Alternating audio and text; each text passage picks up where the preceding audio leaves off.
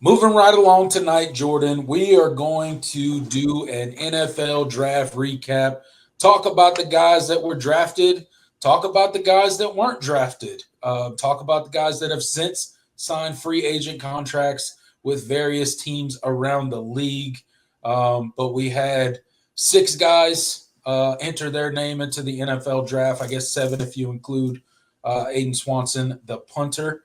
Um, but really six main guys that kind of entered their name into the NFL draft. It was an interesting draft, Jordan. Not getting into all the draft controversy that has consumed the football media over the past week or so with the Shador Sanders things and all sorts of other stuff that happened within the NFL draft. What was your thoughts? Were you tuned in to the NFL draft? Were you watching from afar? Were you just checking updates on your phone? What was your approach to the NFL draft this year? Yeah, I mean, I certainly checked out the first round Yeah. and watched that, and then kind of kept up periodically with the second and third, and then obviously the fourth through seventh. Um, Obviously the big story was Shador Sanders falling from a potential maybe first round, second round pick to all the way down to the fifth. It was funny seeing how the NFL kind of milked that whole situation. Man. Because I think they probably got the most day three viewers I think they've had in Oh, quite some hey, look, the NFL was loving it. They time. were loving every minute of this. They could not wait. They were praying Shador Sanders wasn't the next pick or the next pick or the next pick because it just kept people glued to parts of the draft that otherwise most people that are not NFL fanatics are not consuming. So it was certainly crazy. I, like you, consume the NFL draft much very similar. Kind of pay attention to the first round, and then you're just kind of checking your phone for updates, wondering where the Clemson guys are going. I don't hold any allegiances to any NFL teams, so I don't look at the draft from that point of view. I know you do. You have your team, so sounds like you guys have your quarterback now. So congratulations uh, Yeah, on drafting Cam Ward. Um, but yeah, it was a very interesting NFL draft from a news standpoint. Lots more people paying attention to the draft. Lots more people giving their opinion on the draft. Lots more people talking about the NFL draft into the later rounds because of the Shador Sanders situation. But we're not here to talk about that. We're here to talk about these Clemson Tiger gentlemen that just finished up their careers as Clemson Tigers and are moving on to bigger and better things. First Clemson Tiger to be drafted in the 2025 NFL draft was none other than linebacker Barrett Carter, taken in the fourth round, pick 119 to the Cincinnati Bengals. Um, you know, what is there to say about Barrett Carter that we have not already said on the show? This dude is, he was an absolute animal back there at linebacker, like an athletic freak. I go back to, every time, it comes draft time, they're always giving these guys as highlights and stuff like that. And you see various videos across social media and the video that Clemson put out with Wade Woodass talking about Barrett Carter and what he is as a linebacker and what he thinks of Barrett Carter. And one of the plays they played during that clip was him hurdling that that Louisville player and then ultimately sacking the quarterback on the same exact play. And that's just a small snapshot of Barrett Carter and his athletic ability. He finishes up his NFL career, 52 games, 40 starts over his time at Clemson, 254 tackles, 12 and a half sacks, 24 pass breakups, and also set a program record for linebackers as far as overall snaps played with 2,482. So an amazing career that Barrett Carter had, and here's to a very long and successful NFL career, hopefully for him. yeah, no, 100%. It was cool to see him, get selected.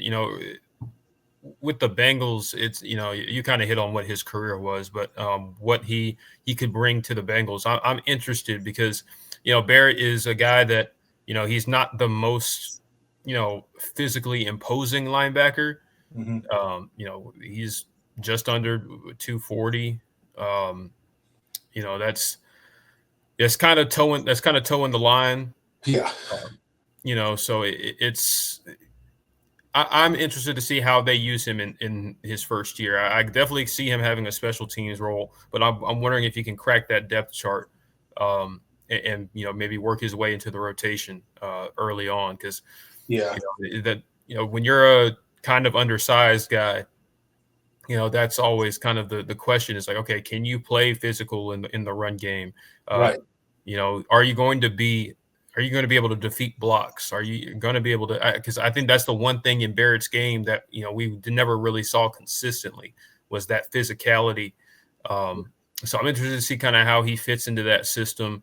Obviously, he rejoins Miles Murphy, his old teammate up there. So I'm interested to see how it goes. I'm excited for him, and I'm excited to see where his career kind of ends up.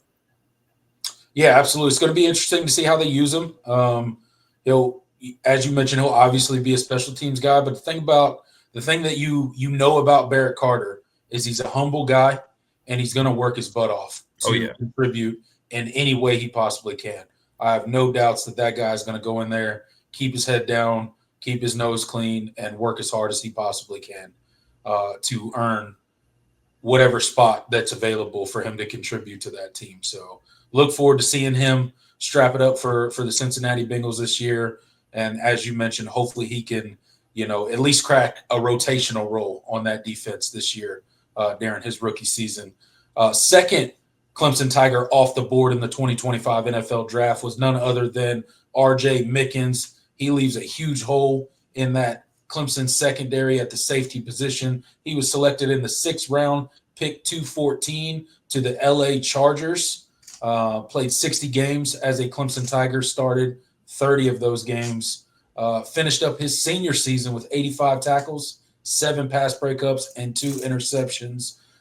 Just capped off his career in just an amazing way, right? Like, R.J. Mickens is the picture-perfect player for college football as a developmental game, right? Because from the time that he stepped on campus, you can look at his from freshman to the day that he walked off of campus and just got drafted to the NFL. He got better every single year and really became one of the best safeties to ever really play for Clemson. His name's going to be up there now as far as the production and the consistent improvement that he made across his time as a Clemson Tiger. Going to be sorely missed, but look forward to seeing him and the impact that he's going to have on the NFL and what role he carves out in the LA Chargers roster. Yeah, and with RJ, he was one of those guys. I was like, I really don't understand why he's not getting more love from draft circles. I mean, he showed he can run, he can jump. He ran a 4.4 40. Like, that's great for a safety. That's fantastic. It's everything you want. He had a 42-inch vertical, which is absurd. He's a better. I didn't even know he had that in him, to be honest, because when you watch him on tape, that doesn't really show up as much, and that's probably why he's kind of been unsung throughout his career. Yeah. But I really was surprised that someone didn't jump up and take him maybe in the 5th. But regardless, I think he went to a great fit for him. I think Harbaugh loves a guy like R.J. Mickens, and is going to be able to find a way to use him in that defense. R.J. is a guy that he's just going to understand the defense. He's one of the smartest players that on anybody's team, and that's one thing that was consistently said about him, is that he's just going to know the defense. Especially when you coming in, like, he's going to learn the defense faster than anybody else. And that's something that we saw throughout RJ's career, is that he just understood where to be. I mean, you rarely caught him out of position, rarely caught him getting beat.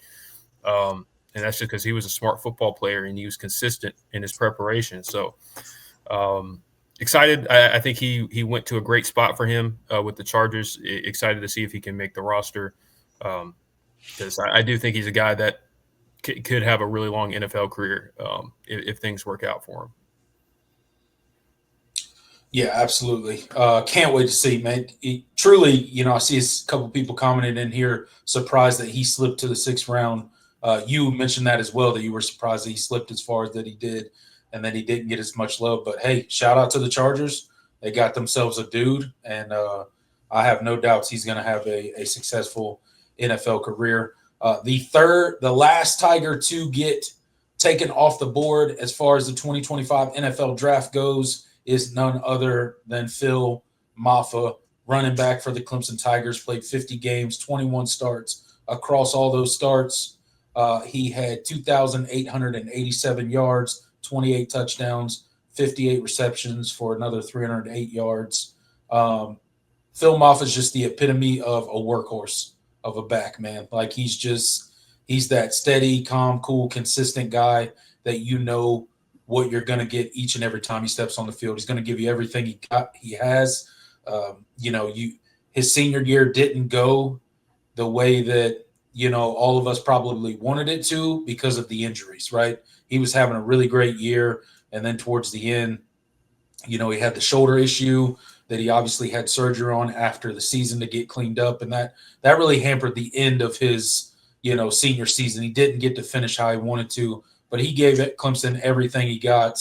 He was picked in the 7th round, pick 239 by none other than the Dallas Cowboys. I know a bunch of people out there just rolled their eyes because they hate the Dallas Cowboys, and then all Dallas Cowboy fans cheered. So Phil Maffa to the Cowboys.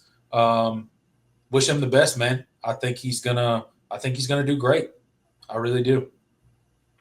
Yeah, I do. And you know, I was happy for him because you know, you and I were kind of worried if he was going to get drafted because of the medicals and just this is a really good running back draft too. Like it's a deep group.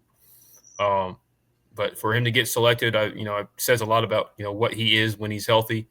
You know, he's going to a Dallas Cowboys system. You know, they have some questions at running back. They've certainly added a lot of pieces, but, you know, Javonte Williams is slowing down. He's not the same running back. There's a lot of – they don't really have a true number one right now, and I think they have a lot of guys that are going to be vying for playing time. So, you know, who knows? Phil shows up to training camp and, you know, they feel like they have something. Yeah, it wouldn't be the most surprising thing in the world. So I think he's going to a spot where he'll have some opportunity to work his way up. So that's good.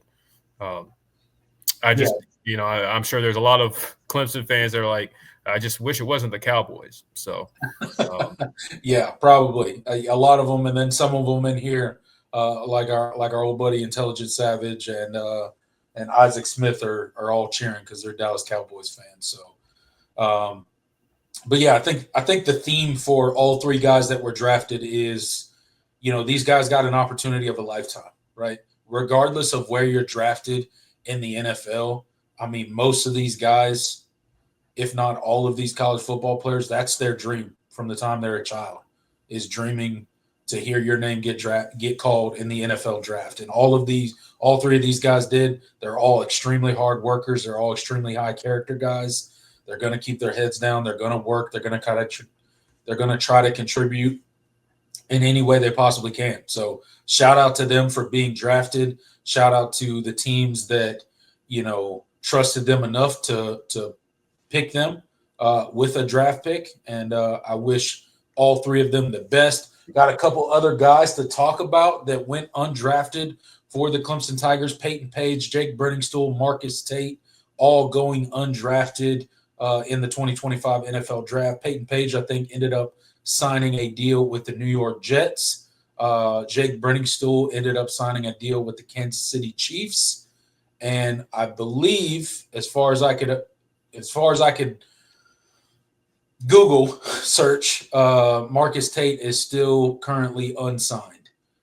So we'll see if he can, you know, work his way in somewhere, get invited to a mini camp or something like that, try to prove himself, try to get him onto a practice squad, whatever the case may be. But wish all three of those guys the best as well.